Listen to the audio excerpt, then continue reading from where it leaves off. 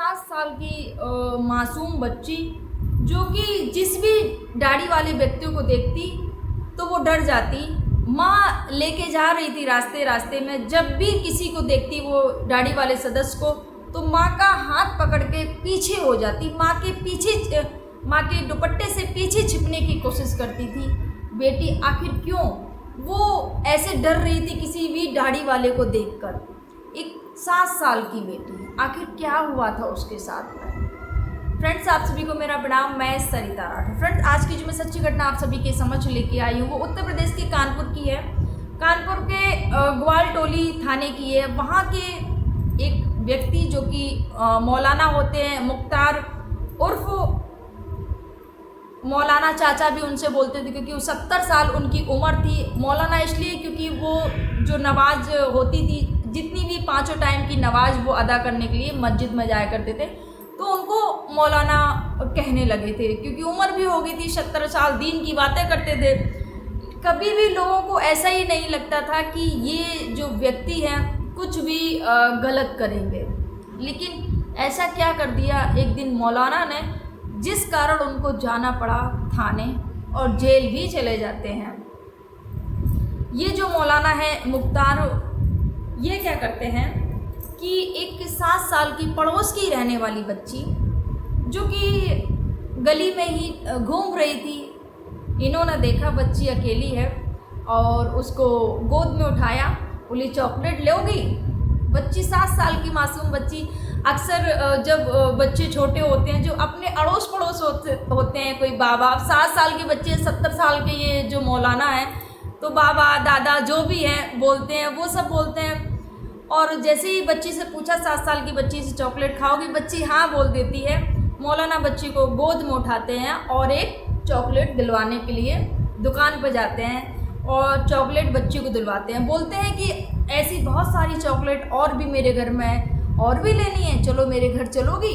बच्ची मासूम, पड़ोस में की ही बात थी, बच्ची बोली हाँ। बच्ची चल देती है। अच्छा, ये जो घटना थी, ये एक व्यक्ति अपने कैमरे में कैद कर लेता है। एक लड़का कैमरे में कैद कर लेता है जब मौलाना ने उस बच्ची को उठाया और उस बच्ची को उठाने के बाद में उनको चॉकलेट दिलाई। चॉकलेट दिलाने के बाद में वो जब बच्ची को ले जाते हैं, ये सारी रिकॉर्डिंग चुपके से एक लड़का अपने मोबाइल में रिकॉर्ड कर लेता है। और जब वो ले जाने लगे बच्ची को घर पे, और अपना दरवाज़ा बंद कर लेते हैं, और जैसे ही दरवाज़ा बंद कर लेते हैं, वो लड़का क्या करता है कि जो रोशनदान होता है वह उससे वो वीडियो शूट करने लगता है कि आखिर ये जो मौलाना बच्ची को लेके गए हैं, ये जो उनको चचा जान भी कहते थे, चाचा भी बोलते थे, क्योंकि 70 साल उम्र थी, बुजुर्ग थे। सोचिए क्या सोच है।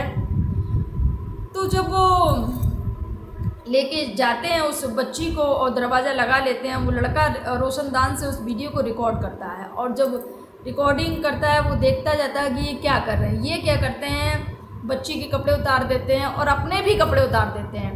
ये जब हरकत उस वीडियो में पूरी मोबाइल में रिकॉर्ड हो रही थी, बच्ची रोने लगती है।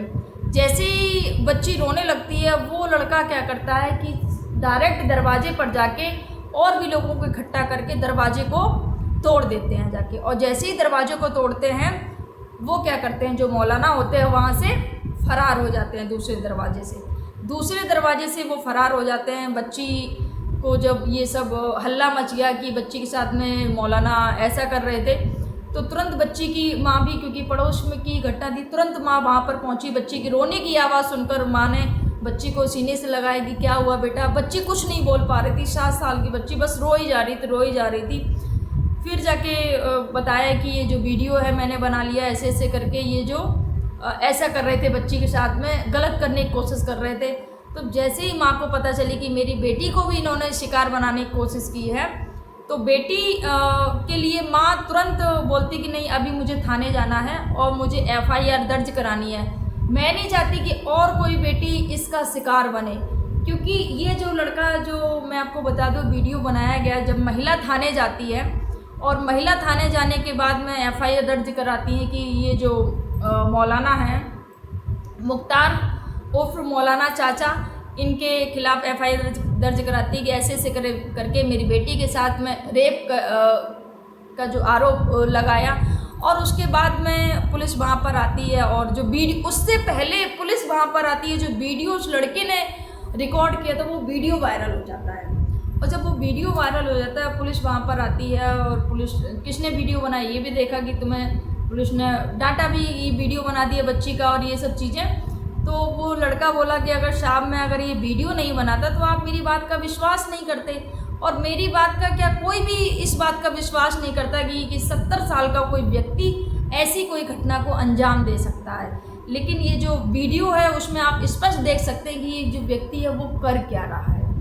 इसके बाद में जो पुलिस होती है उस वीडियो को देखते हैं और ये, लेकिन ये वीडियो सब जगह फैल जाता है। महिला को, यहाँ पर जो बच्ची की माँ थी उसको रोकने की कोशिश की गई कि आप ये सब मत करिएगा, बदनामी होगी समाज की, यहाँ उनकी उम्र भी है उनकी इतनी, ये सब। लेकिन महिला नहीं रुकी। महिला ने बताया, बयान किए, ये जो मौलाना है ये पहले भी 2-3 लड़कियों के साथ में इस हरकत को अंजाम दे चुके हैं।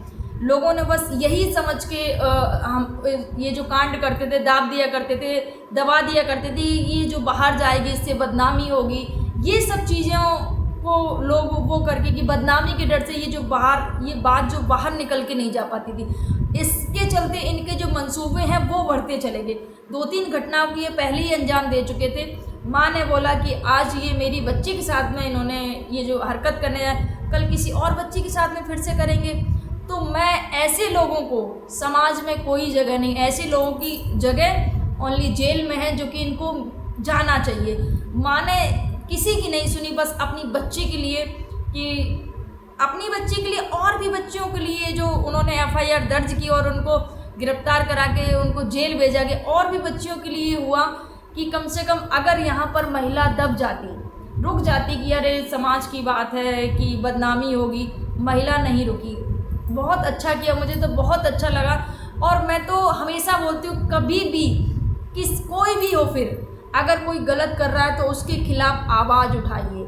ये नहीं कि नहीं मेरे साथ तो हुआ नहीं है ऐसा, तो मैं क्यों आवाज़ उठाऊँ, मैं क्यों बोलूँ। अरे अगर आज वो कल किसी और के साथ में कर रहा है तो कल और किसी के साथ में कर सकता, हो सकता है आपके साथ में भी ऐसी घटना घट सकती है। तो और किसी के साथ में ऐसी घटना ना घटे, इसलिए जिसके साथ में गलत हुआ है उसका साथ दीजिए और आरोपी को सज़ा दिलवाइएगा। ये इतना तो हमारा कर्तव्य बनता है एक सामाजिक प्राणी होने के नाते, कि समाज में ऐसे लोगों की कोई जगह नहीं होनी चाहिए जो कि बेटियों को ऐसी गंदी नज़र से देखते हो। आए दिन फ्रेंड्स कुछ भी अगर बोल देते हैं तो यूट्यूब हो या तो फेसबुक हो, तो जो कंटेंट होता है उसको बैन कर देते हैं, इसलिए कुछ ज़्यादा बोल नहीं सकते हैं। लेकिन बस यही कहना चाहूँगी कि जैसे अपनी बेटियां होती हैं, अपनी बेटियों को आप जिस नज़र से देखते हैं वैसे ही दूसरे की बेटियों को भी उसी नज़र से देखिएगा। आज लोग ऐसे हैवानियत लोगों के अंदर क्या बोलेंगे जाग रही है। कोलकाता हत्याकांड देख लीजिए, एक महिला डॉक्टर, सोचिए माता पिता, और ये महिला डॉक्टर, ये जो घटना हुई है इस महीने, इससे पहले भी 2021 में भी एक सौमित्रा दास करके एक जो डॉक्टर था उसकी भी हत्या कर दी गई थी। उसको फांसी लगा के उसको दिखाया गया था कि उसने आत्महत्या कर ली है। वो उस समय उनकी माँ ने भी विरोध किया था, लेकिन उस समय उनका चला नहीं, बस दिखाया गया कि हाँ खुद उन्होंने आत्महत्या कर ली है।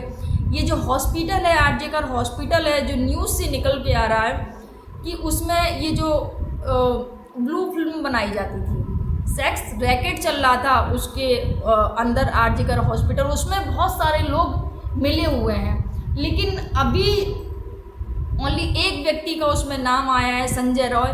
इसमें और बहुत सारे लोग हैं, बड़े बड़े लोग हैं जिनको इस केस को वो किया जा रहा है कि कैसे भी करके उन लोगों के नाम ना आए। महिलाएं, बेटियां कहीं भी सुरक्षित नहीं हैं। एक सोचिए, एक बच्ची, एक माता पिता को कितना संघर्ष करना पड़ता है अपनी बच्ची की पढ़ाई लिखाई के लिए। एक बेटी ने अपना जीवन बनाया, 31 साल, एक डॉक्टर जो कि बन गई थी, और चंद चंद मिनटों में और उसकी हत्या कर दी जाती है। कैसे लोग हैं, कैसी ये जो घटनाएं समाज में आ रही हैं बेटियों के प्रति, पहले से ही बेटियों को कि हाँ कपड़े ऐसे पहन रखे हैं, ऐसे वैसे, ये वो बहुत सारी चीज़ें। बेटी हॉस्पिटल में थी, सोचिए हॉस्पिटल में भी बेटियां सुरक्षित नहीं है। कहाँ सुरक्षित होंगी आखिर बेटियां? क्योंकि इस तरीके के लोग समाज में कहीं ना कहीं आपको मिल जाएंगे, ऐसी सोच रखने वाले। आखिर कब तक बेटियों को कितना और संघर्ष करना पड़ेगा? पहले तो बेटियों को गर्भ में ही मार दिया जाता था कि अरे बेटी है।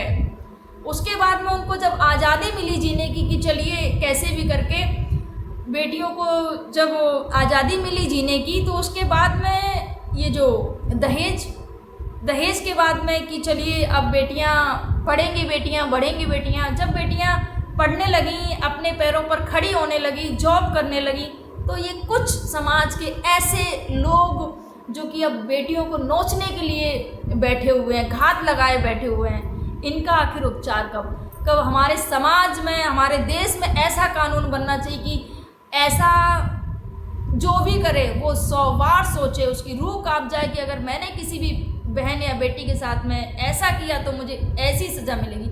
आखिर कब बनेगा ऐसा कानून हमारे देश में, ताकि ये जो जघन्य अपराध हो रहे हैं हमारी बेटियों के साथ में, हमारी बच्चियों के साथ में, उन पर रोक लगाई जा सके। आपके क्या विचार हैं?